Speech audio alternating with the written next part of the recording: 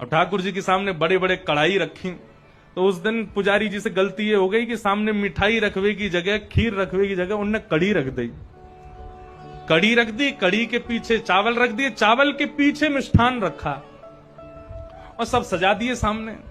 और सजा करके रसोई घर की किवाड़ लगा के 45 मिनट का भोग लगता है। 45 मिनट के लिए पुजारी जी चले गए। 45 मिनट बाद जैसे ही पुजारी जी भीतर आए तो क्या देखा, सिंहासन पर ठाकुर जी है ही नहीं। ठाकुर जी है ही नहीं वहां पर। पुजारी जी बोले, अरे भैया ठाकुर जी कहां गए? पूरे मंदिर में हल्ला है, वो सब इकट्ठे है गए, ठाकुर जी कहां चले गए? कोई न कहीं बोले छोटे से ठाकुर जी हैं, है सके इनमें कढ़ाइयन में गिर गए हों, छानो। तो सिंहासन के आगे वाली जो कड़ी की कढ़ाई ही कही जैसे ही छानी, तो वहां में ठाकुर जी निकल आए। अब तो महाराज पुजारी जी बड़े जोर से हंसे, बोले, अरे लाल जी को कड़ी इतनी भा गई, इतनी बढ़िया लगी कड़ी की वहां में कूद ही गए। अब तो भैया रोज कड़ी बनेगी ठाकुर जी के काज। अब तो कोई भी उत्सव हो, कछु भी हो, रोज कड़ी बन रही है, रोज ठाकुर जी के आगे कड़ी रखी जावे।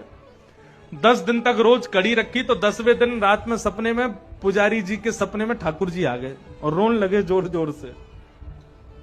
पुजारी जी बोले, ठाकुर जी रो काई को रहे हो? बोले, मैं यहां मारे रो रहा हूं, तुम रोज कड़ी को भोग लगा रहे हो।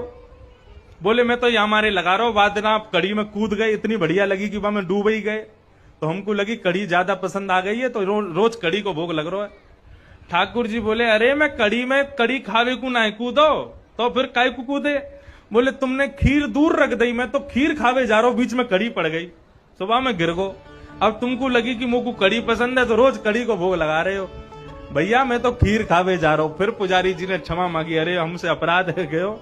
तब से फिर ठाकुर जी को मिठाई आगे रखी जाए, वाके पीछे नमकीन सामग्री रखी जाए।